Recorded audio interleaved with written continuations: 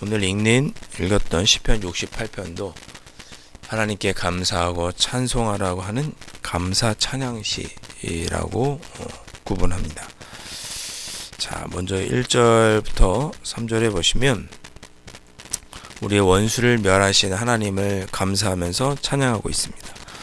1절에 하나님이 일어나시니 원수들은 흩어지며 주를 미워하는 자들은 주 앞에서 도망하리이다. 그렇습니다. 원수들, 또 주를 미워하는 자들, 쉽게 말하면 우리의 대적들, 그들은 하나님 앞에서 하나님께서 일어서시니 도망할 것입니다. 하나님께서 물리치시는 거죠. 2절에 연기가 불려가듯이 그들은 몰아내소서, 불 앞에서 미리 녹은 같이 악인이 하나님 앞에서 망하게 하소서. 그랬습니다. 하나님께서 그들을, 원수와 또 주를 미워하는 대적들을 멸하시는데 어떻게 하시느냐? 연기같이. 연기는 바람이 후 불면 이렇게 그냥 휙 날아가잖아요. 그런 것처럼 그들을 몰아내시고, 또 뜨거운 불에서 약한 철들이 녹는 것 같이, 뜨거운 불에 녹아버리는 것처럼, 연기가 바람에 그냥 흩날리는 것처럼 그들을 하나님 멸하여 주십시오 라고 기도하고 있는 거죠. 3절, 의인은 기뻐하여 하나님 앞에서 뛰놀며 기뻐하고 즐거워할지어다.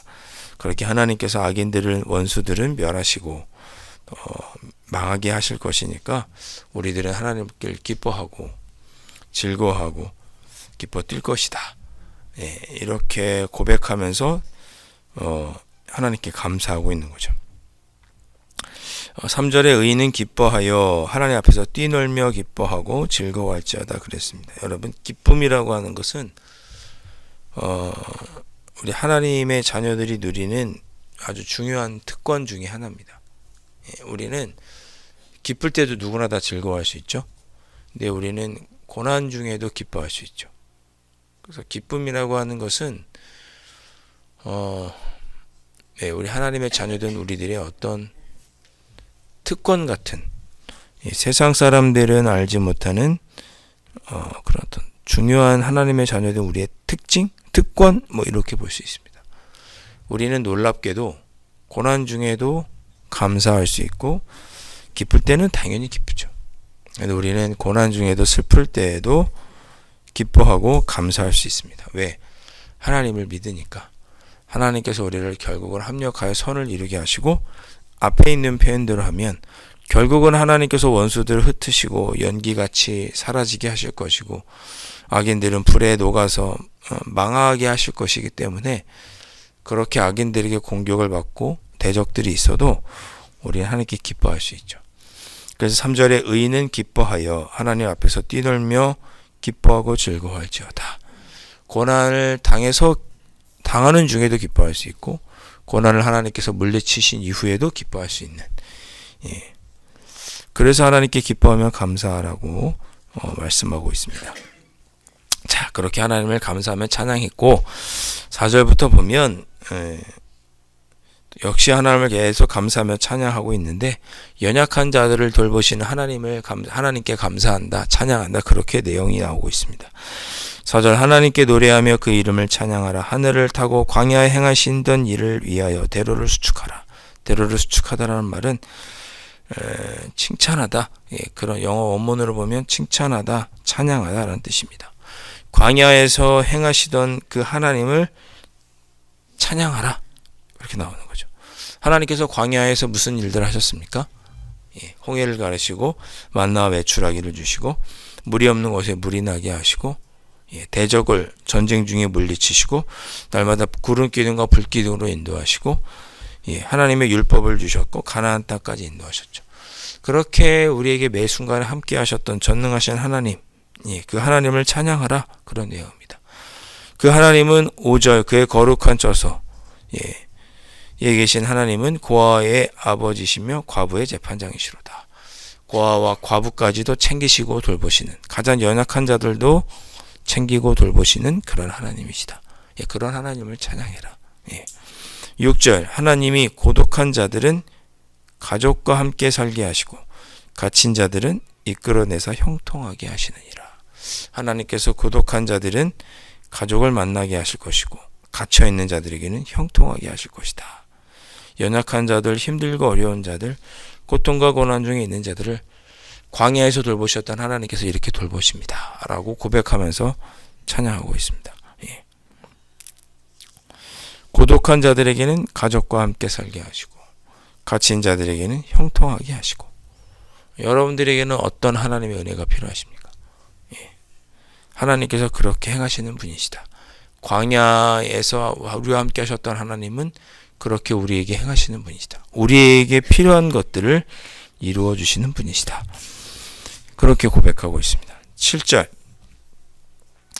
하나님이여 주의 백성 앞에서 앞서 나가사 광야에서 행진하셨을 때에 그랬습니다. 이 앞서 나가서라는 표현이 참 마음에 들죠. 다른 표현을 하면 여호와 이레 아니겠습니까? 하나님께서 우리 앞에서 광야를 행진하시며 우리를 과거에 그렇게 돌보셨다. 그런 고백이죠. 8절 땅이 진동하고 하늘이 하나님 앞에서 떨고 또 하나님 곧 이스라엘이 하나님 앞에서 진동하였다. 그러니까 하나님께서 임재하시는 모습입니다. 하나님께서 우리와 함께 하실 때 산도 떨고 광야도 떨고 떨었다. 그런 표현입니다. 하나님이여 주께서 흡족한 비를 보내사 주의 기업이 곰핍할 때 주께서 그것을 견고하게 하셨고. 전능하신 하나님께서 비를 보내주셔서 곤란하고 어려울 때도 도와주셨다. 10절 주의 회중들을 살게 하시고 가난한 자를 위하여 은혜를 베푸셨다. 하나님은 그런 분이시다. 그런 하나님을 찬양하라고 말씀하고 있습니다. 자, 11절부터 18절까지도 참 은혜로운 말씀인데 우리를 위해서 싸우신다 하나님께서 그런 뜻입니다. 주께서 말씀을 주시니 소식을 공포하는 여자들은 큰 무리라. 소식을 전하는 사람들을 전령이라고 하죠. 근데 전령을 여자로 가장 연약한 여자들을 전령으로 삼았다고 그랬습니다.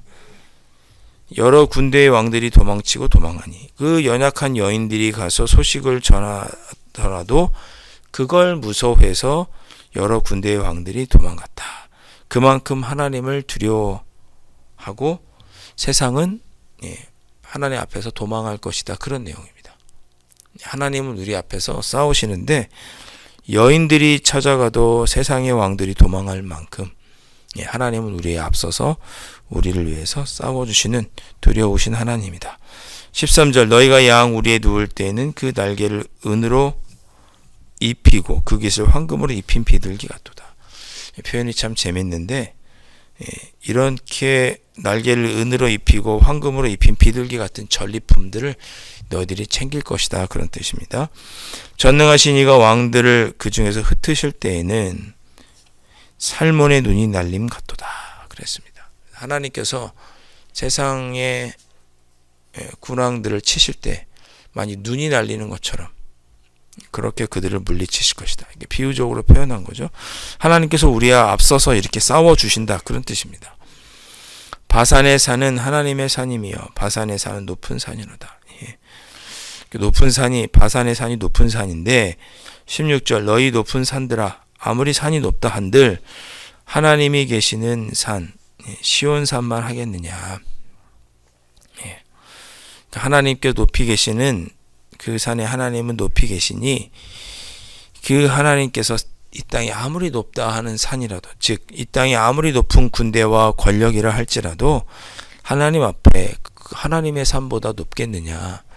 하나님께서 다 치고 멸하신다. 하나님이 가장 강하시다. 그런 내용이죠. 하나님의 병거는 천천히요 만만이라. 하나님께서 이렇게 많은 병거 가운데 계시니 주께서 그 중에 계심이 시내산 성소에 계신 같도다. 하나님의 병력이 그렇게 천천히요 만만으로 있는 그 모습이 든든한 모습이 하나님의 시내산 성소에 계신 것 같은 그런 모습이다. 18절 주께서 높은 곳으로 오르시며 사로잡은 자들을 결국은 취하시고 그로 인해서 선물도 받으시고 그들과 함께 계셔서 반역자들로부터도 하나님께서 선물을 받으시고 그러니까 대적들은 다 멸하시고 그들로부터 하나님께서 선물을 받으실 것이다. 우리가 좀 쉽게 이해하기 조금 어려운 말은 다 한글말이고 읽으면 무슨 말인지는 알겠지만 그 의미가 잘 전달이 되지 않는 그런 시편이긴 한데 결과적으로 한 가지를 말씀하고 있습니다. 하나님을 찬양하고 감사한다는 뜻입니다. 우리의 대적을 이렇게 11절부터 18절에는 싸워서 멸하여 주신 하나님을 찬양하고 있고 앞서서는 가난한 자들, 연약한 자들을 돌보시는 하나님을 찬양하고 있고 우리의 원수들을 물리쳐 주시는 하나님을 찬양하고 있습니다. 그래서 시편 68편은 그렇게 그러신 하나님을 찬양하라라고 고백하면서 노래하는 시편입니다. 자, 우리 오늘도 기도하실 때 우리도 이 말씀 의지하여서 기도하실 때 그렇게 기도하시면 좋겠습니다. 하나님, 우리 1절에 하나님께서 일어나시면 이런 표현이 있죠. 하나님께서 일어나시면 악인들이 멸망할 것이다 라는 표현이 있습니다. 하나님, 오늘 제 삶에 한번 일어나 주십시오. 하나님. 그래서 이 시편 기자가 고백했던 것처럼 제 삶에 악한 자들이 물러나고 원수들이 물러나고 제가 하나님의 은혜를 입어 구원받는 하루가 되게 해주십시오. 우리도 오늘 하나님께 감사하고 찬양하는 그런 하루를 보내야 하지 않겠습니까? 그러기 위해서 하나님, 제 삶에 한번 일어나 주십시오. 그렇게 기도하실 수 있었으면 좋겠고 오늘 우리가 하나님을 찬양하고 하나님께 감사하기 위해 하나님, 우리보다 앞서 싸워 주십시오. 제가 오늘 몇 시에는 누구를 만나고 또 몇 시에는 무슨 일이 있고 또 몇 시에는 무슨 일이 있는데 하나님께서 미리 싸워 주셔서